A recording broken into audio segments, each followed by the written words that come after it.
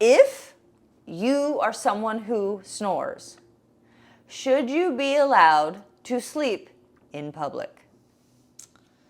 It's a legitimate question. As a snorer, like, you're falling asleep wherever you fall asleep. You're taking it where you can get it. And it's a good question because you're right. It's like you're basically disturbing everyone else's peace, but also aren't you entitled to have some sleep? I should have clarified. This was a rhetorical question. The answer is no.